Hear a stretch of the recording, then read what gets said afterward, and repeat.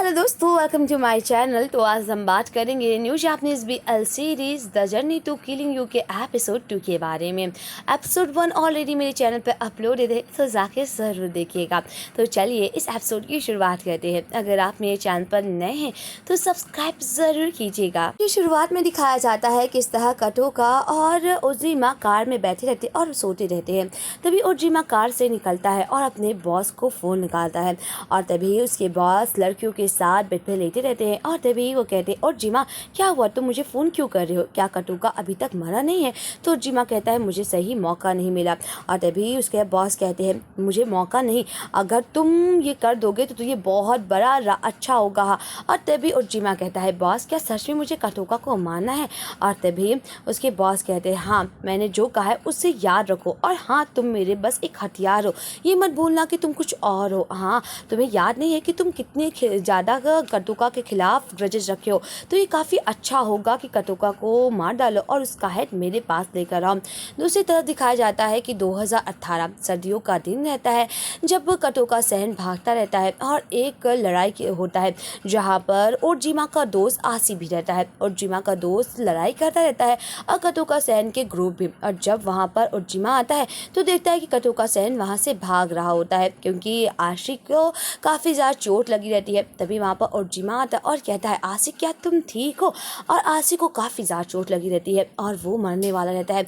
ओजिमा कहता है आशी भाई तुम नहीं जा सकते हो मेरे बिना, प्लीज़ ऐसा मत करो। और ओजिमा का वो दोस्त उसका बहुत बड़ा अच्छा दोस्त था और उसका बेस्ट फ्रेंड था, और तभी वो तुरंत उसको हॉस्पिटल के लिए लेकर जाता है। पर आशिक को इतनी ज़्यादा चोट लगी रहती है, रास्ते में ही उसका दम टूट जाता है। ये देखकर ओजिमा को बहुत बुरा लगता है और उसे लगता है कि कटोका सहन उसके बेस्ट फ्रेंड को मार डाल रहा है। इसी वजह से ओजिमा इतने दिनों तक कटोका से नफरत करता है और उसके खिलाफ इतना ज़्यादा ग्रजेस रखा है, क्योंकि उसने अपने दोस्त को बचाने के लिए हर कोशिश की थी, पर उसके दोस्त को इतनी ज़्यादा चोट लगी रहती है कि उसका दोस्त इस दुनिया से चल बसा है। और यही बात ओजिमा को बहुत खटकती है कि मेरे दोस्त को किसने मारा है, और यही बात मुझे कटोका सहन से जानना है। तभी उसका दोस्त कहता है कि कुछ भी मत करना, और दूसरी तरफ कटोका की भी आंखें खुल जाती है। दूसरी तरफ दिखाया जाता है कि कटोका एक बूढ़ा आदमी और एक औरत के साथ बैठा रहता है। तभी ओजिमा आता है और कटोका कहता है ओजिमा इधर आओ, मैंने तुमसे बियर बोला था ना, और जिस बंदे के बारे में बताया था यही ओजिमा है, पता है ये मेरा बॉडीगार्ड, केयरटेकर और ड्राइवर है। और तभी वो बूढ़े इंसान को देता है और कहता है ये लीजिए बियर। और तभी वो कहता है क्या मैं पी सकता हूँ? और तभी वो ओजिमा को भी देता है, तो ओजिमा कहता है नहीं मैं नहीं पीऊँगा, मुझे अभी ड्राइव भी करना है। और तभी कटोका कहता है तुम तो हमेशा मूड चिल ही कर देते हो। वहीं दूसरी तरफ वो जो बूढ़ा आदमी रहता है वो काफ़ी दिनों तक ट्रिप करता आ रहा है और कहता है कंपनी का प्रेसिडेंट हूँ, और अगर तुम लोग वहाँ पे आओगे तो मैं लोग मुझसे मदद ज़रूर मांगना और मैं मदद तुम लोगों का ज़रूर करूँगा, और क्या पता ये ब्यूटीफुल औरत मेरी वाइफ बन जाए।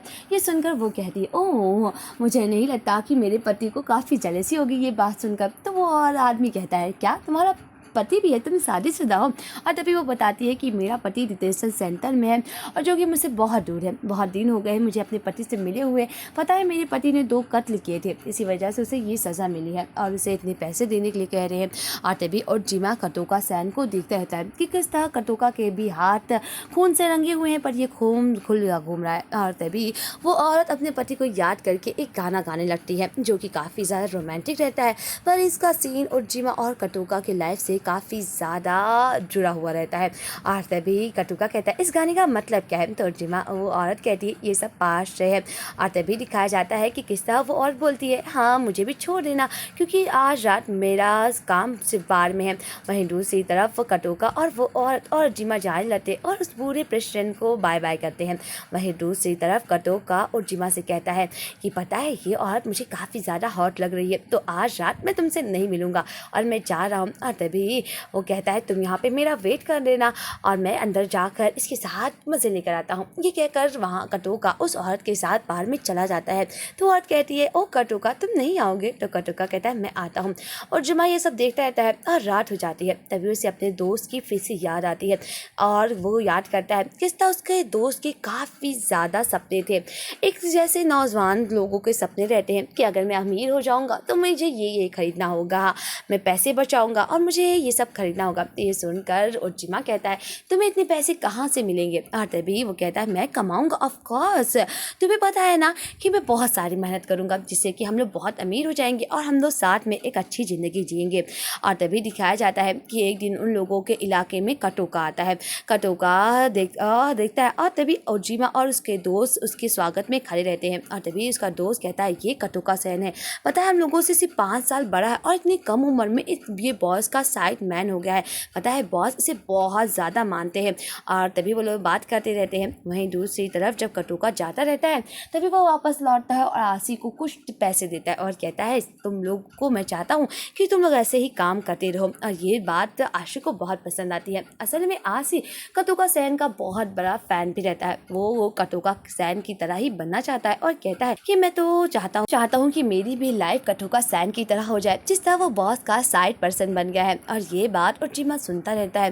दूसरी तरफ जब आशी आता है अपने घर पर और अपने लुक्स को देखता है और कहता है पता है अगर मैं बॉस का साइड में बनूंगा तो मुझे कौन से हेयर स्टाइल रखना चाहिए और कैसा लुक रखना चाहिए।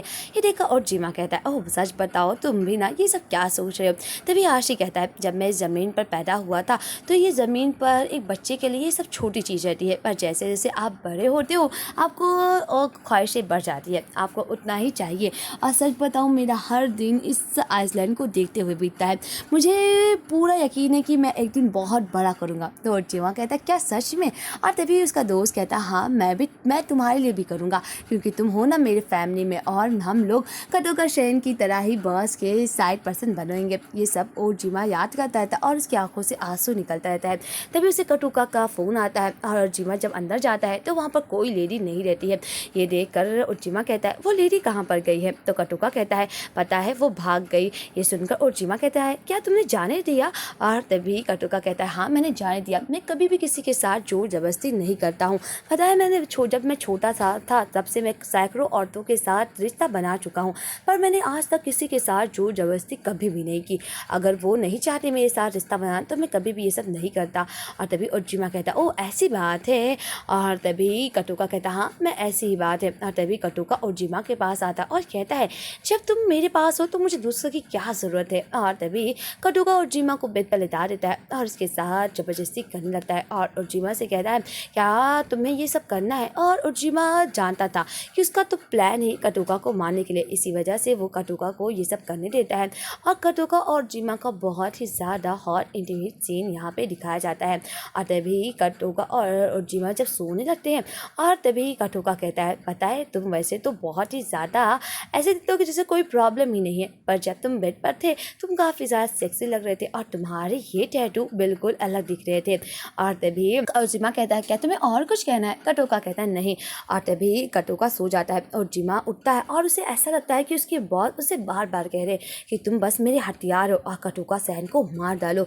और यही बार बार ओजीमा के दिमाग में दौड़ता रहता है। और तभी ओजीमा बंदूक निकलता है और कटोका सेन को मार डालता है। और जब उसका खून पूरे बेड पर हो जाता है तो ओजीमा काफ़ी ज़्यादा घबरा जाता है और डर जाता है। और तभी वो उसके खून को देखता रहता है। पर ये सब ओजीमा का एक बहुत बड़ा डरावना सपना था। जब ओजीमा उठता है तो वो देखता है कि कटोका सेन उसके बगल में ही सोता रहता है। वहीं दूसरी तरफ वो अपने दोस्त के याद करता है किस तरह उसका दोस्त उसी तरह मर चुका है। और तभी उसका ओजीमा कहता है मुझे अपने दोस्त के बारे में पता लगाना है कि आशी को कटोका सेन ने क्यों मारा था और किस वजह से मेरा दोस्त इस दुनिया से चला गया है, मुझे यही वजह जानना है। वहीं दूसरी तरफ ओजीमा का बॉस यानी कि कटोका सेन के बॉस का बेटा अपने डैड के पास आता है और कहता है ये बूढ़ा अभी तक मरा क्यों नहीं है।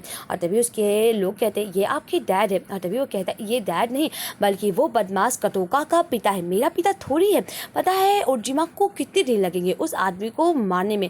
और तभी वो लोग कहते हैं ये बात आपके फैमिली को ना पता चले नहीं तो बहुत बड़ी प्रॉब्लम हो जाएगी। और तभी वो कहता है क्या कटोका इतना ज़्यादा पॉपुलर है?